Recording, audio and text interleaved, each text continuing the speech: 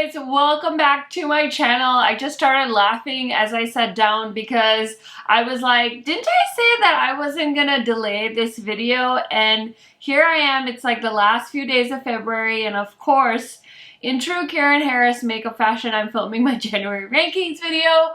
You know what? We can always try to be better, and I'm telling you, I'm gonna put it out there into the world that February is gonna be sooner than very close to the end of March. Let's all say a prayer to the makeup gods. But seriously, you guys, I did just film my 2021 eyeshadow palette ranking video. If you guys haven't heard me talk about it, it's already live. Please go ahead and support. Give it a watch if you haven't seen it already. It was such a fun video to film, and you guys are so awesome. Everybody that's left comments, thank you so much. It means so much to me. If you like ranking videos, if you like new makeup releases, this is the place for you. Highly recommend subscribing because I post pretty much every day. So I'd hate for you to miss any of my content, but without further blabbering, let's get into it. So you guys, I have 19 eyeshadow palettes to rank. I feel like there's more. Actually, technically there's 20 palettes, but I am ranking 2 together. So technically there's 20 palettes, but I'm ranking 19. And in the 19th spot, this might be the worst eyeshadow palette I've ever tried in like the history of the world for me. But it's the Naked Cyber palette. If this palette had launched in 2022 and I had actually tried it this year, this would definitely rank the lowest, and I've tried some bad palettes in 2022 so far. If you haven't seen a video, I will link it, or maybe I'll link it at the end for you guys. Oh my gosh, that might be the worst palette I tried this year. I mean, this one's, no, I can't decide. I think it's either this one or that one.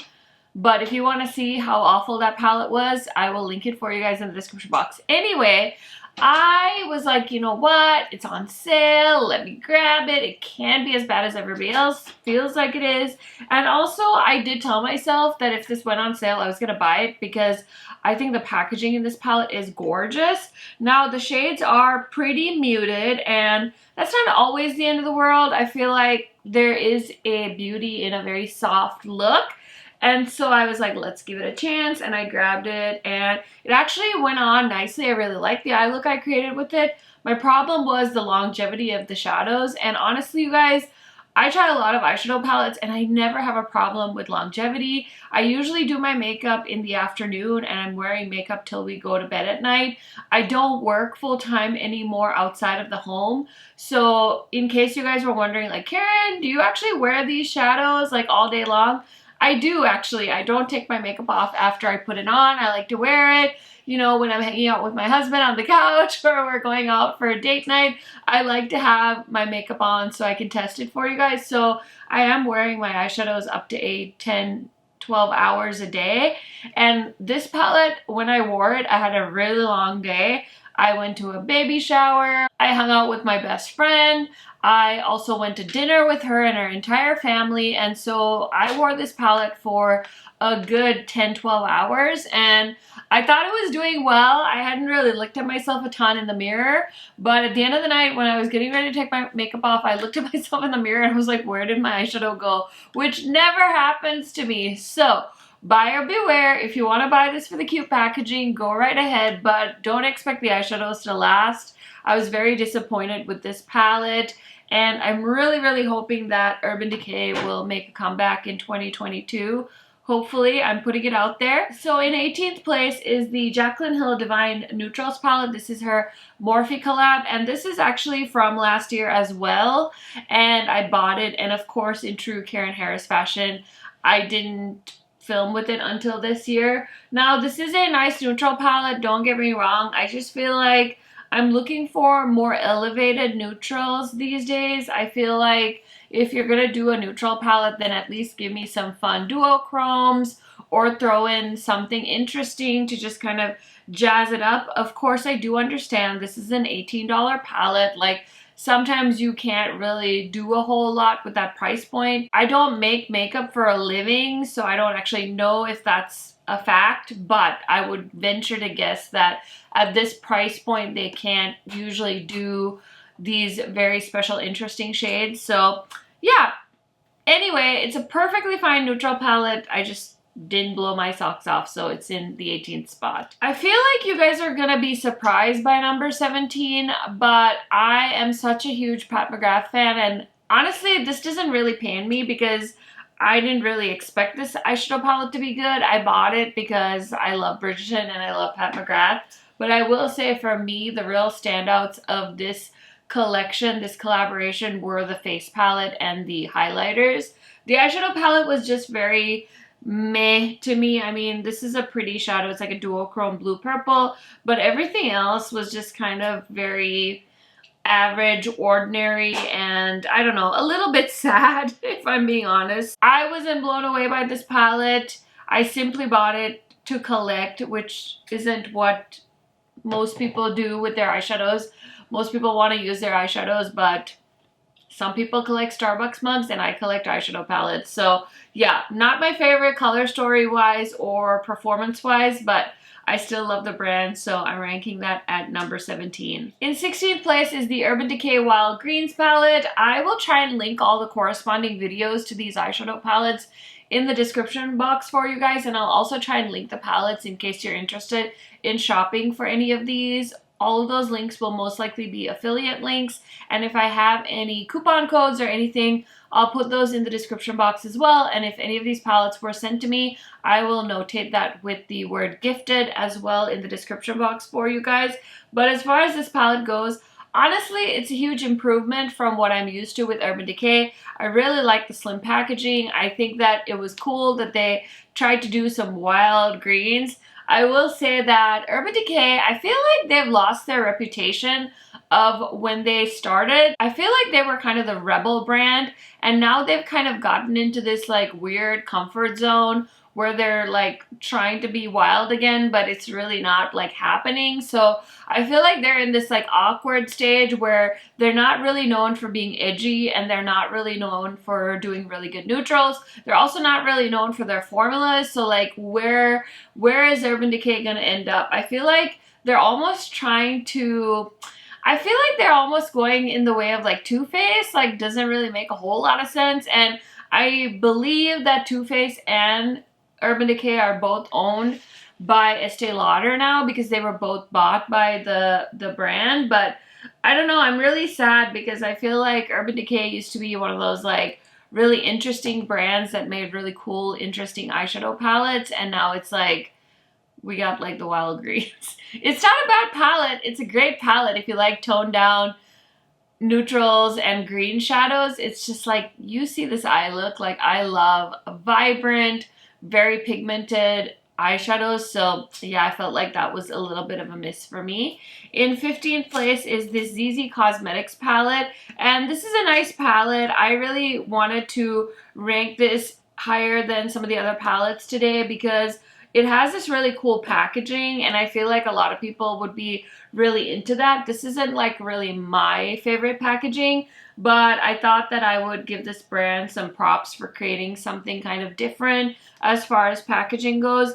And then the inside is kind of a neutral palette with a pop of blue, so it's not a bad palette though. Is it my favorite? No, it's not, but these jewel tone metallics are really, really pretty. And so yeah, I'm ranking that at number 15. There's some swatches of the metallics in that ZZ Cosmetics palette in case you guys were wondering. Okay, next in 14th and 13th place, I have two ColourPop palettes. So in 14th place, I have the Mandalorian palette, and this is a really cool palette as far as the packaging goes. They actually just announced the Darth Vader palette with ColourPop, so I'll be talking about that very, very soon on my channel with my new makeup releases, depending on when this video goes up. But anyway, this palette is nice, but it's not my favorite. It has some grays, it has some browns. It's just like an okay palette. Honestly, I'm just ranking this higher than all the other palettes because it has a cool palette packaging. Other than that, it's like very meh to me. And then in 13th place is the Of Quartz palette, and again, I love this packaging. This color story I think is a little bit more cohesive than the Mandalorian to me personally. I feel like ColourPop still continues to do some really nice palettes with some really nice color stories, and then there's some palettes that are just very boring to me personally when it comes to my makeup taste. This one's really a nice palette. I haven't tried the metallics in this one because when I used this palette, I paired it with the Davina metallics that I got recently from Black Friday. So I still need to try the metallics in this palette. I also need to try the amethyst palette. I still haven't done a video with that one yet, but I'm very, very excited to be able to try that and give you guys my thoughts hopefully soon. In 12th place is a indie brand. This was March Madness by Saints, Angels, and Sinners.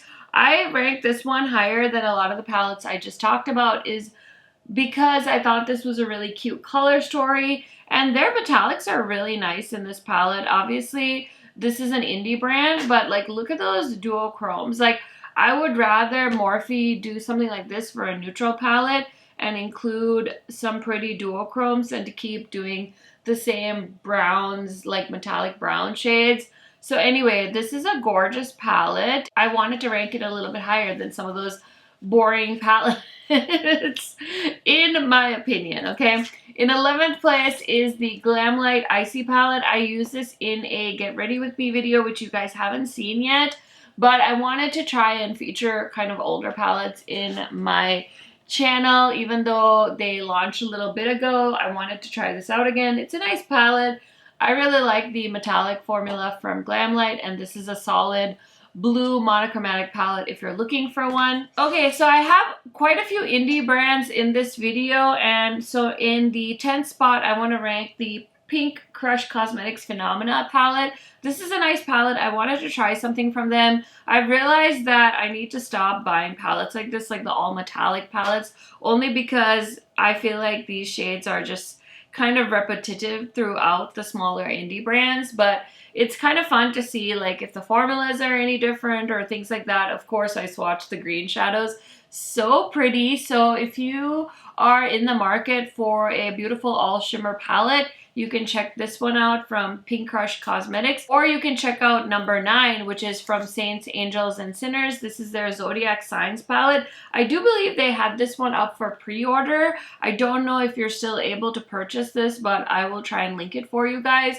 But again, just really nice all shimmer palette. I mean, I know not everyone needs every single all shimmer palette. I really want to do a rankings video with all of my all shimmer palettes. I just need to like collect them, gather them, and really think things through. But if you guys checked out my 2021 eyeshadow palette ranking video, I think you'll get a really good idea of who makes my favorite all shimmer palettes. Anyway, in 8th place is the Beaute and Age of Opulence palette. I did pull this one back out because I was excited for their upcoming Love Notes palette, and so I did reach for this and decided to create a look with this palette. I feel like I've talked your ear off about this palette, but it's very nice, and you guys know I am a big fan of the Beaute eyeshadow formula. Next is the Likely Makeup Ugly palette. I just think this is such a cool concept.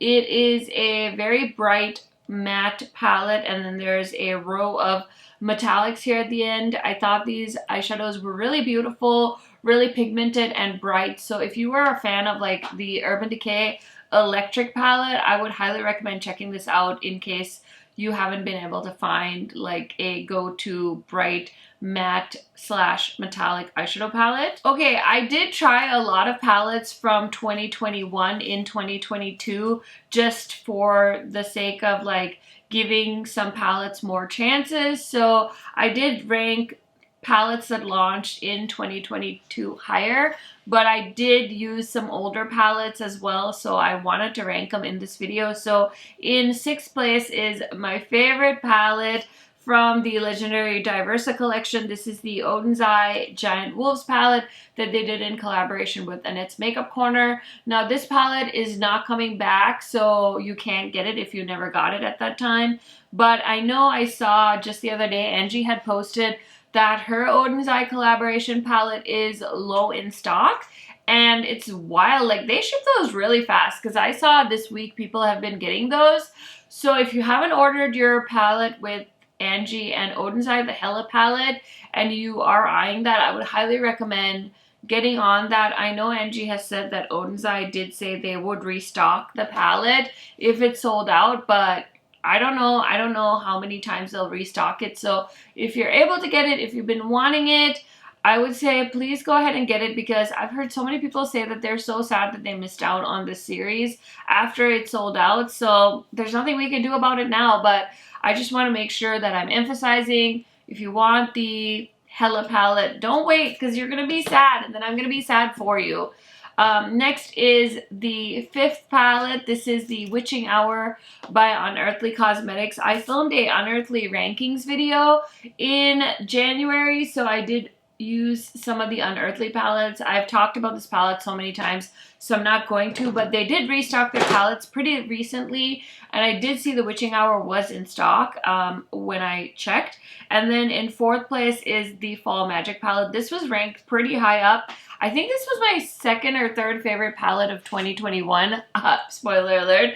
But I do love this palette so much. I love this color story. I just feel like I remember the intense feelings of excitement I felt when I saw this color story swatched out. So I love, love, love the Fall Magic palette. I don't think this is in stock. I'm thinking she's going to restock it though. So definitely keep an eye out and make sure you're following Unearthly on Instagram so that you get notified when she is gonna restock it, hopefully. And then in 3rd place, we have the palettes that I'm ranking together. These are the Sydney Grace Be Mine palettes. They were so kind and sent these my way. So there is a dark tone version. This is actually the light one. And then this is the dark one. And honestly, this palette is so good. You guys know how much I love Sydney Grace's quality. Such nice palettes. Now again, this is another brand that I would love to see some more duochromes and them kind of venturing more into like the multi-chromes and things like that. I feel like the beauty industry is always evolving, and it's so important for brands to keep up with like the trends, especially with eyeshadows and eyeshadow palettes. I feel like those are beautiful grungy palettes, but if they had something with like a heavier sparkle or maybe like a duochrome, I think it would really take those palettes to even the next level. Now this palette I could definitely have ranked as #1. So I would say this is just like 2nd runner-up or 1st runner-up. I don't know. This is basically like me not being decisive, but oh my gosh, I love this palette so much. This is the Nomad Cosmetics Whistler palette, and it's just so good. I love Nomad's formula, and it just feels like they've gotten better and better with time. So I'm so excited to see what else they do in 2022. But these have some beautiful metallics. It is kind of like very easy to navigate because you can just go down each row and there is an eye look in each of these, so that's kind of an easy way to do it if you are intimidated by those greens and those blues. But oh my gosh, I love this so much. Such an easy to use formula. 10 out of 10. Could have been #1 if #1 didn't exist, I guess. But in 1st place, I had to give the Blend Bunny palette 1st place. This is one of my new favorite like muted colorful palettes. So good. So many wonderful shades. I just love these palettes so much, and it's a women-owned small indie brand. So if you're looking for a brand that you might want to try out in 2022, I would highly recommend checking out Blend Bunny. I would say that if you guys are looking for like a good dupe to the Viseart palettes, I would say Blend Bunny is the way to go. Some of you had actually asked me because Viseart recently launched like petite versions of their Pro palettes, like they're all matte palettes. And I actually have owned most of those all matte palettes in my YouTube and beauty like journey. And I've decluttered most of them because they're very expensive and I really wasn't using them enough. So I'm glad Viseart shrunk them down.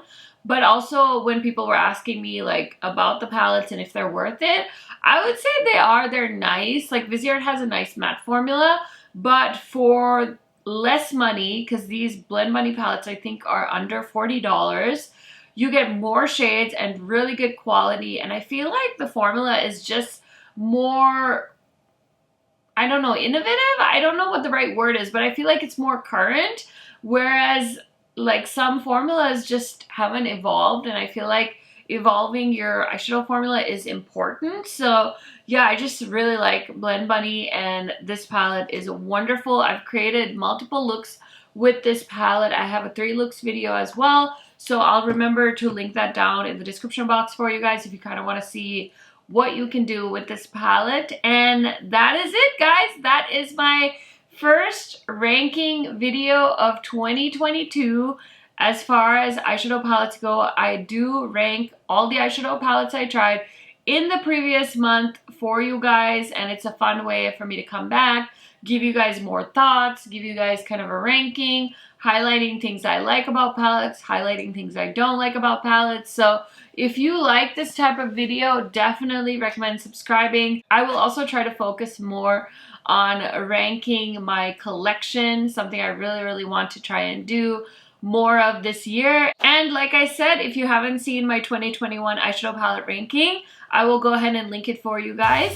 Thank you so much for watching. Give this video a thumbs up if you enjoyed. Leave me a comment down below. Let me know what your favorite palette of January 2022 was. I will see you guys in a new video very soon. Bye!